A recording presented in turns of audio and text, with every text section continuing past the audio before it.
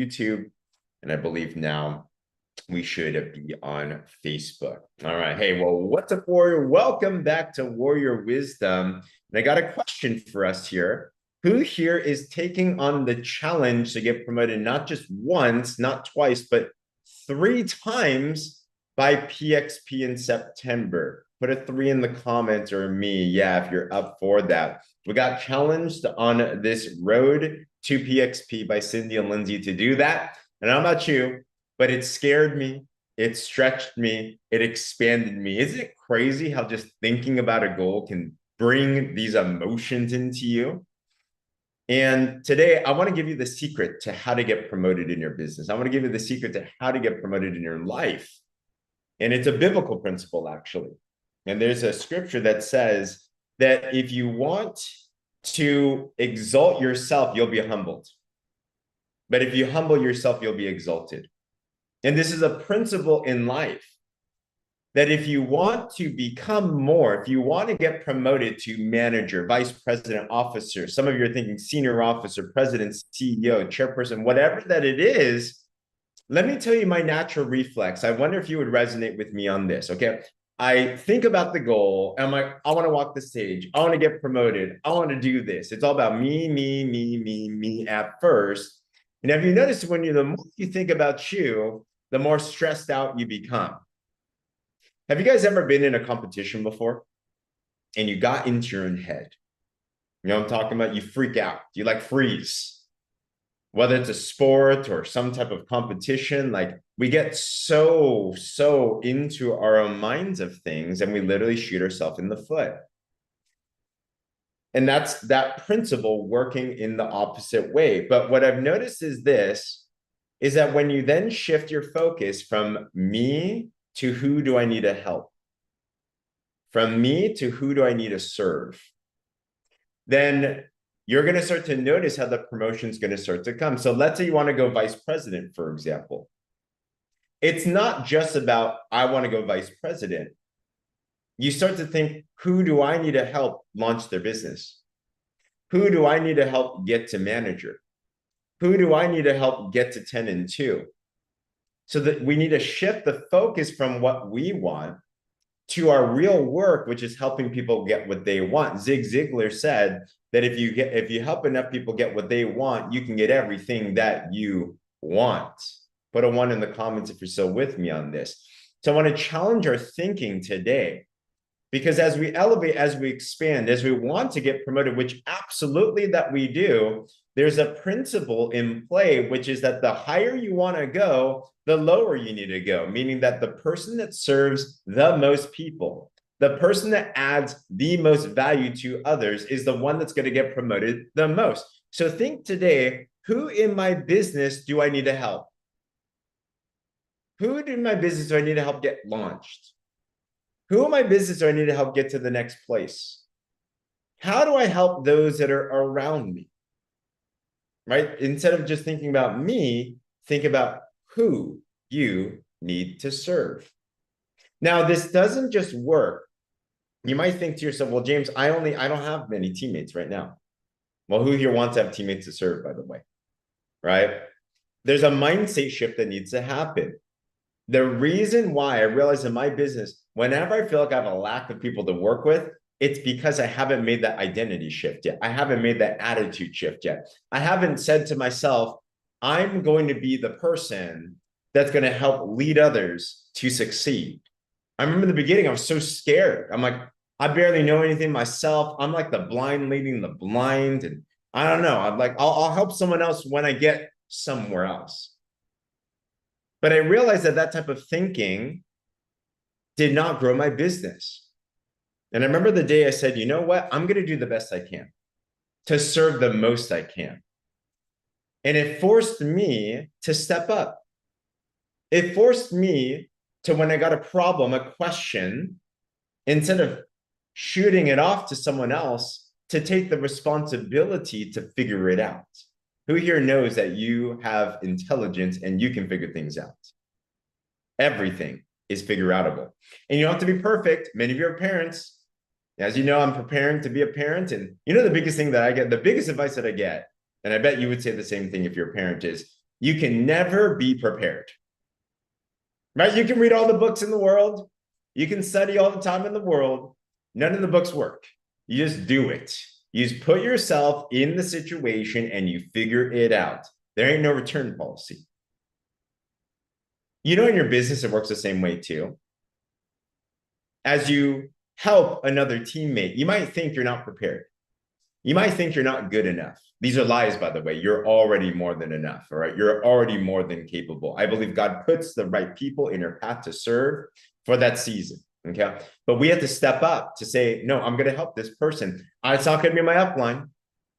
It's not going to be someone else. I'm going to step up and I'm going to go help figure this out with them. You can start doing that as no title in this business. You can start doing that day one. I've noticed that every single person that's doing amazing things in their business, that's their mindset. I'm going to figure it out. I'm going to help them. I'm going to serve them. My intention is to help. Now, it doesn't mean that you have to be the one to do the call, for example. You don't have to be the one closing the prospect necessarily. You don't have to be the genius, but you have to have the willingness to solve the problem with them. You have to have the willingness to say, hey, if you're with me, we're going to make this together. If you adopt that mind state, you're going to see how people start flocking to you. Because if you want to be the greatest, you must be the least. If you want to be exalted, you must be humble. Here's another challenge as well, too. Humility. Does anyone of us here struggle with humility sometimes? You think like, well, I shouldn't think about myself. I don't want to be too like, you know, like too egotistical. You know, like I'm like, woe is me. I'm like this little, like this humility word. Sometimes we get it wrong. And I heard someone say this so well. Humility is not thinking less of yourself. Okay, truly humble people aren't the ones that say, oh, I suck, oh, don't look at me, or, you know, like false humility. That's actually ego talking as well, too. Humility is not thinking less of yourself. Humility is thinking of yourself less. Did you get that? It's not thinking less of yourself. It's not demeaning yourself. It's not putting yourself down. It's not saying, I suck, I'm like incapable. No. That's like completely not humble. That's actually ego talking right there. That's us putting us a wall, protecting ourselves, saying, well, if I call myself not good enough, then I don't have to put myself out there. I'm just putting it real. You are put here to serve other people. You are called here to lead other people. You have the capacity, sister. You have the skill sets, brother. You have the opportunities in front of you and the genius in you to be able to do this. But it's thinking of yourself less. So when I'm talking to Joanne Hewitt, for example, I'm not thinking about James Ng. I'm thinking, what does she need? When Dr. Pia did her fast start yesterday, she's putting herself into a place to serve other people. She's not thinking about what does Pia need and want. She's thinking, what do the people around us want? This is you in the chats, by the way. It's you going in the chat and saying, how do I add value? We love I love watching our Warrior Movement Telegram support group. And I love seeing people asking questions. I love seeing Esteta ask a question. I love seeing Shalia welcoming her new partner, Deborah, in there. That's leading. That's awesome. That's saying, hey, let's go. She took ownership. She's saying, let me make sure that I can make her feel loved and supported and welcomed, right? I'm talking with Pam yesterday. She's learning as someone that grew up on a typewriter, Instagram. You know what she said to me? I loved it. She said, James, I'm going to figure this out because I know I'm going to have teammates who are going to ask me the questions on how to figure out Instagram. Like, that's how leaders think. That's how leaders think. That's why she's a senior officer. That's why she's hit 10 and 2 so many different times. Are you willing to take on that mantle? Are you willing to take on that responsibility? That if you want to get promoted, you must learn to serve better. And it's only on your responsibility. If you choose to take on the responsibility, then the reward will come. If you throw off the responsibility, well, don't be complaining when the promotion doesn't come. These are principles, these are laws. Diane's figuring out something new right now. She asked a question the other day about doctors and selling the product in their clinics. And I told them, like, let's go figure it out. And I told her to go ask questions, go seek out the answer. Guess what she did? She's seeking out the answers. She's researching laws, and she's not a lawyer, she's a nurse, right? She's researching laws on how this all works and trying to understand these little details. Leaders go figure it out so that they can better serve other people. So today, if you change that paradigm and you say that I today am responsible for others, I'm willing to be responsible. Now, let me add one more thing here. It doesn't mean that it's your job to make sure people succeed when they're with you. They have to be willing, coachable, hungry on their end. You don't want to resuscitate the dead, right? It's not your job. Jim Rohn said you can help 1,000 people, but you can't carry 3 on your back. Who here's tried to carry a couple people on their back before and you almost died, right? It's like, oh, that's not your job. That's management mode, right? We're leaders.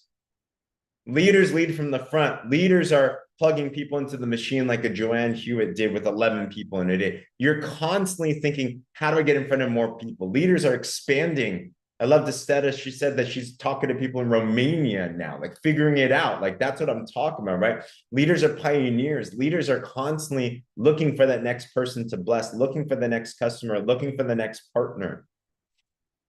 But as you help other people, if they reciprocate that willingness, coachable, and hunger, then it's your responsibility to help them and to help guide them. It's their business, but they're in your care. It's their life and their goals, but they're in your responsibility. They're in your flock. Now we're all going to help them together, right? You're not alone in this support. But you keep on scouting until you find the willing, coachable, hungry. Some people say, well, James, I don't have willing, coachable, hungry people. More than likely, it's because we haven't made that identity shift yet. More than likely, there's still something on the inside where we're letting something hold us back, saying, I'm not ready yet. Let's go out there. Leah said you've been connected with your friends in Europe. Let's go. Congratulations. That's what I'm talking about. Today, I just want to come against the lie that you're not ready yet, because you are ready. You've been more than prepared. Put I am ready in the chat if you're with me right now. Okay. I'm telling you, I've been reflecting a lot.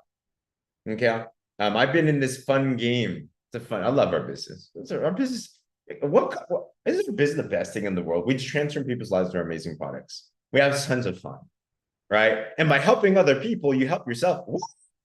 It's like, oh, what? That's so cool. Now I was reflecting on how bad I was before. 15 years ago, you should have seen. I was not an amazing speaker. Yesterday, just to share this story, I have this cool like jacket on. It says presenter. So if you know, some of you guys know, as a part of our church, there's this like business accelerator thing. There's over 100 students in this group, and these are like creme de la creme entrepreneurs, amazing people, multimillionaires, like crazy amazing people. People have run for offices, you know, like a lot of amazing people, right? And yesterday we graduated from this. It's called Pathfinder's Apprenticeship. It was super cool, and they have like these awards for like the entire class. And yesterday, such an honor in front of all the won the best presenter in front of all these people, like in all these classmates. I'm like, what? Now I was thinking to myself, like, wow, you don't have to be the best presenter to do well, because it didn't start that way. I remember when I first got introduced to this business, I was so shy I couldn't even order food at a restaurant myself. I remember those days when I was even thinking about doing a presentation, I would instantly sweat and there'd be pools of sweat drenching the ground, no joke. Like I remember the days when I would try to make a phone call to invite a prospect and then I would hang up because I was too scared for the dial tone to go in. I remember the days when I would always second check my messages and I'm sending something because I was scared if I was doing it right or wrong. Do you guys ever talk about anyone else feel those fears as well too? Like I sucked. I was not good. You don't have to be an amazing presenter to do this. But I also remember, because I was scared, but I was willing to take the responsibility and move forward despite the fear. I remember recruiting my first teammates. And I remember me saying, you know what? I might not be the best. I might not ever be the best. I never thought I'd be a trainer, never thought I'd be a speaker, never thought I'd be a chairperson, never thought I'd be anything like that. I just wanted to not fail, to be honest, at the beginning. But you know what I said? I said, if there's somebody that's in my care, I'm going to make sure I do everything in my own ability to be the best support for them. Everything that I can. If you're with me, one thing that you will not lack is support. You will never fail because I was not there.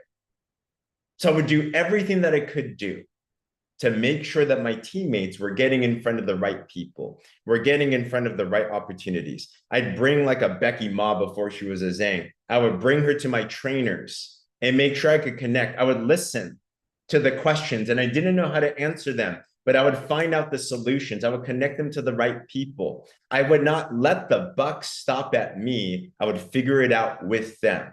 And you know what started to happen? Promotion happened. I remember in the first couple of months of my business, even being not good, I hit vice president. How did I do that? How do you get promoted? How do you get promoted 3 times or more? Be willing to serve more. Be willing to step up more. And when I made that shift, people flocked to you. People flock to you. People say, man, where are all the people? There's 8 billion people in the world. Who here knows? There's a lot of people in the world searching for hope, looking for opportunities, looking for you.